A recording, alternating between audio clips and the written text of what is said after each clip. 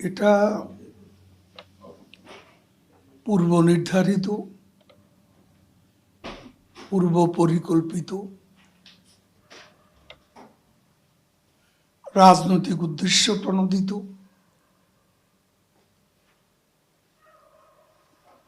এই কোর্ট আসলে একটা ক্যাঙ্গারু কোর্ট। বিচার প্রক্রিয়া হাস্যকর, প্রসিকিউটর, লয়ার্স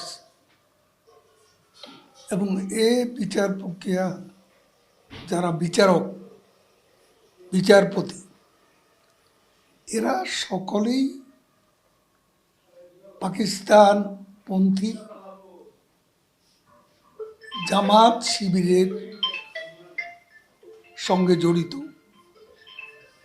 এবং এটা তাদেরই ব্লুপ্রিন্ট। 5 আগস্টের ঘটনা রাজনৈতিক শক্তি হিসেবে জামাত শিবিরই ছিল সেদিনকার অগ্রণী ভূমিকা। একটু আবার এই প্রসঙ্গটায় আসছি যে আপনি যখন এই ট্রাইব্যুনালের রায়টা শুনলেন, সেই ভিডিওটা আমরা দেখেছি, হাততালিতে ফেটে পড়ছে ওই কোর্টরুম চত্বর। কিন্তু আপনি আমাদের বলুন কাদের সাহেব, যে এই রায়টাকে শোনার পর কি মানে খুব ভারাক্রান্ত লেগেছে, মানে নেত্রীর জন্য? আমি আপনাকে বলি, কোর্টরুমে যে হর্ষধ্বনি, যারা হর্ষধ্বনি দিয়েছে তাদের বেশিরভাগই হচ্ছে জামাত শিবির। ওখানে আওয়ামী লীগের সামান্যতম একজন কর্মীকেও ওই চত্বরে সেদিন ঢুকতে দেওয়া হয়নি। হাততালি যারা দিয়েছে, হর্ষধ্বনি যারা করেছে, তারা সবাই তাদের। এই রায় ঘোষণার পরে নেত্রীর সঙ্গে কি আপনার কোনো যোগাযোগ হয়েছে? যোগাযোগ তো আছে, কথা হয়েছে। আমরা আপনার কাছ থেকে জানতে চাইবো যে তার কি মতামত, মানে তার কি প্রতিক্রিয়া। তিনি প্রথম কথাই বলছেন, এটা একটা পলিটিক্যালি মোটিভেটেড একটা ফার্স, একটা বায়াসড রায়। I don't care about it, এটা তিনি বলেছেন, এভাবে বলেছেন। 5 আগস্টের ঘটনা রাজনৈতিক শক্তি হিসেবে জামাত শিবিরই ছিল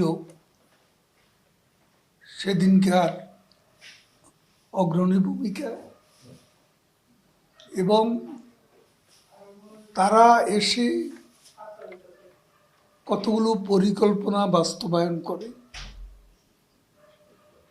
একটা হচ্ছে শেখ হাসিনাকে তার সিনিয়র সহকর্মীদের ফাঁসি দিতে হবে।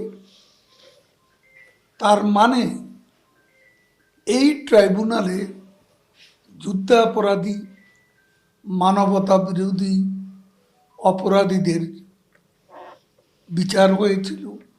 এই ট্রাইব্যুনালটা তো তারা ফাঁসিতে তিনি তৈরি করেছিলেন। সেই ট্রাইব্যুনালই ওনাকে আজকে মৃত্যুদণ্ডের। এবং ওই যে তাজুল ইসলাম চিফ প্রসিকিউটর, সে কিন্তু ছিল আগের যে ট্রাইব্যুনাল, যেটাতে জামাতের প্রথম সারির নেতাদের প্রাণদণ্ড হয়েছিল। সেখানে ডিফেন্স কাউন্সিল ছিল যে লোকটি, সেই এখানে চিফ প্রসিকিউটর তাজুল ইসলাম। এবং একটা পলিটিক্যালি মোটিভেটেড অ্যান্ড বায়াসড একটা নীল নকশা নিয়ে তারা শুরু থেকে তাদের ষড়যন্ত্রমূলক কর্মকাণ্ড চালিয়ে যায়। তাদের পেছনে নিঃসন্দেহে পাকিস্তান জড়িত এবং পাকিস্তানও তাদের ৭১-এর পরাজয়ের প্রতিশোধ নিতে তারা প্রহর গুনছিল, সেই সুযোগ তারা পায়নি। এবং বঙ্গবন্ধু কন্যা যেভাবে দেশ পরিচালিত করেছে এবং জঙ্গিবাদের বিরুদ্ধে, সাম্প্রদায়িকতার বিরুদ্ধে তিনি ছিলেন একেবারেই অনড়, অটল, এবং যে কারণে তারা আন্ডারগ্রাউন্ডে গিয়ে কিছু কিছু বিষয় বাংলাদেশে ডিস্টেবিলাইজ করার পাকিস্তানি যে অভিলাষ, সেটার বাস্তবায়নে তারা অনেকগুলো কাজ করে। তাদের একটা অংশ আমাদের ছাত্রলীগের মধ্যেও অনুপ্রবেশ ঘটে। আমি একটু আপনাকে থামাচ্ছি যে আপনারা একটা রাষ্ট্রশক্তি, পাকিস্তানকে আজ আপনি দোষী বলছেন।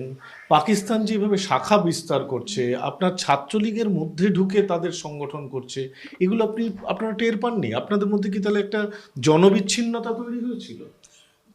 সেটা আসলে এভাবে বলা চলে না।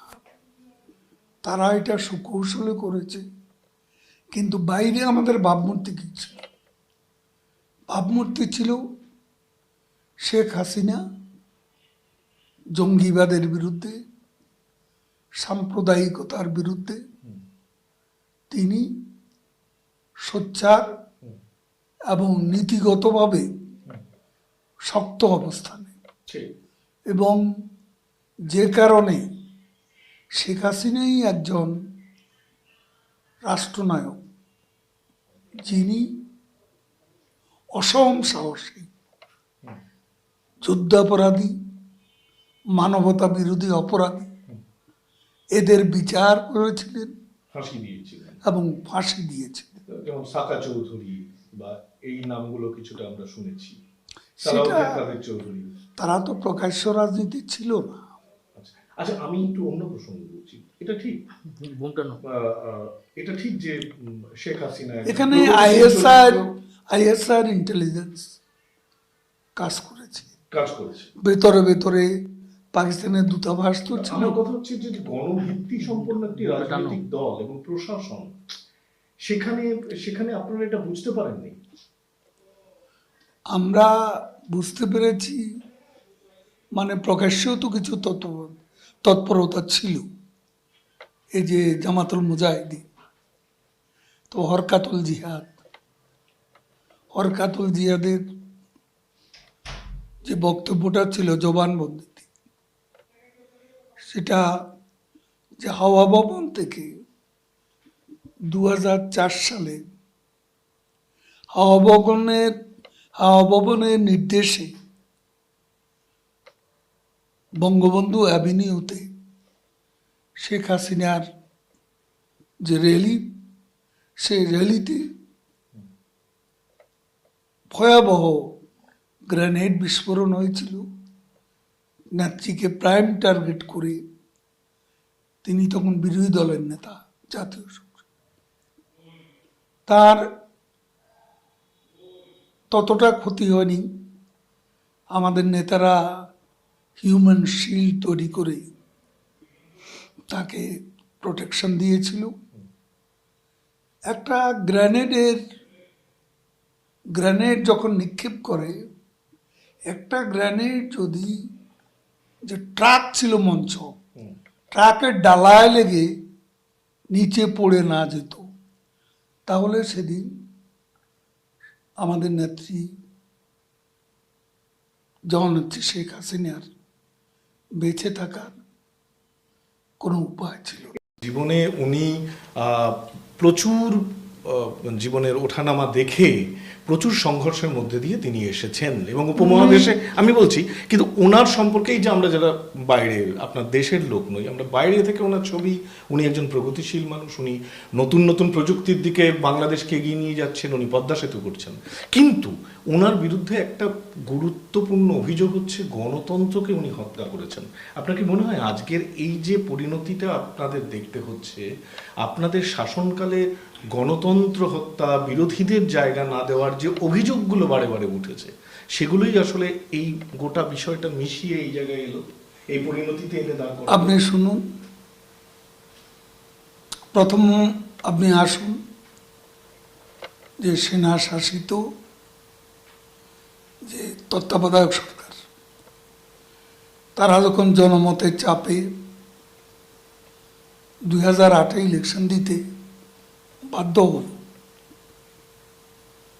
সেই ইলেকশনে আমরা কিন্তু 3/4 মেজরিটি নিয়ে নির্বাচিত হন মানুষের রায়, আমাদের নেত্রী শেখ হাসিনা, কিন্তু এবং দু তিনটে নির্বাচন, যার নিয়ে এত বিতর্ক। 30টি আসন পায় বিএনপি ওই ইলেকশন। 1400 সালের যে ইলেকশন,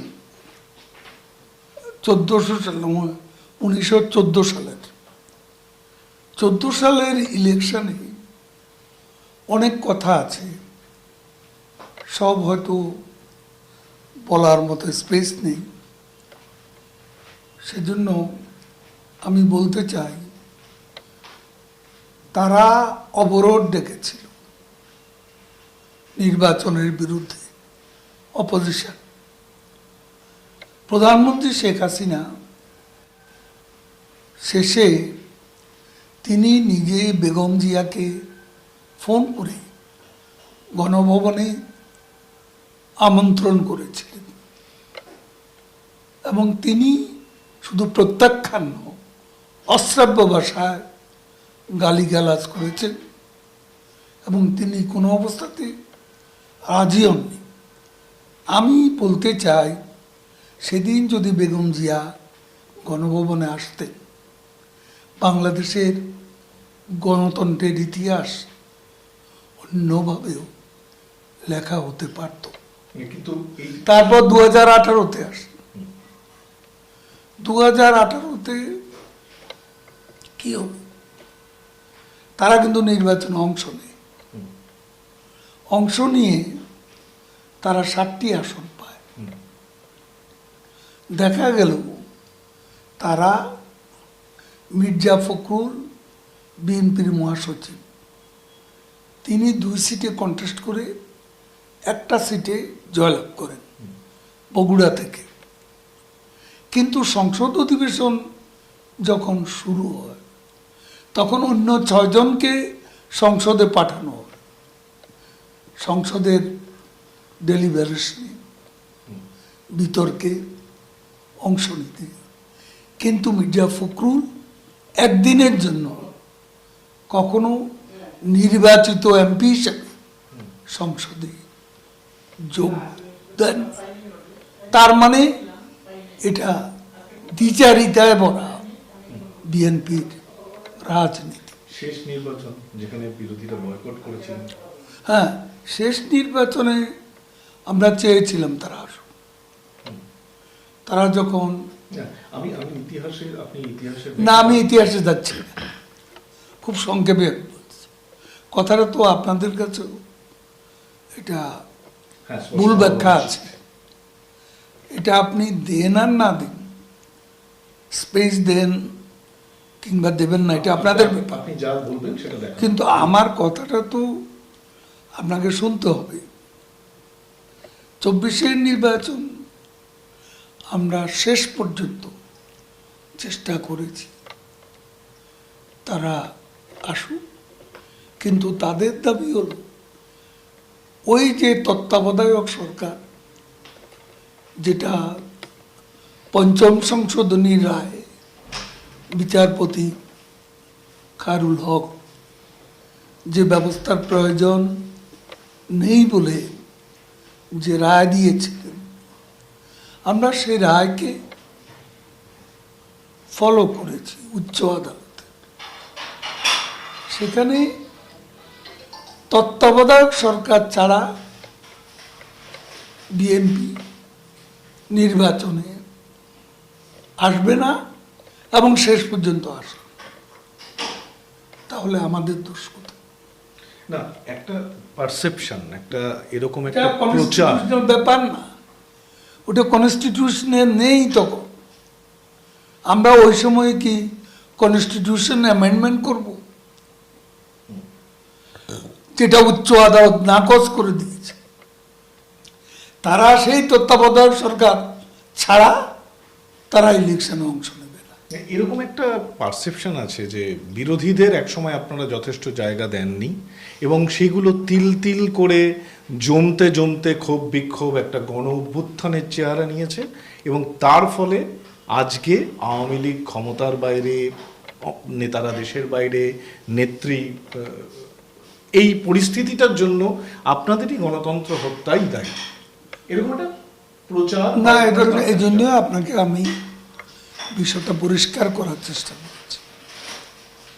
এখানে বাংলাদেশের ইতিহাসটা আমাদের পরিষ্কার একটা ধারণা থাকা দরকার। কোন ঘটনার পরিপ্রেক্ষিতে কি ঘটেছিল, ঘটতে যাচ্ছিল। দেখুন, আমি যদি বলি এটা বাইডেন প্রশাসনের ডিপ স্টেটের রেজিম চেঞ্জের এজেন্ডা।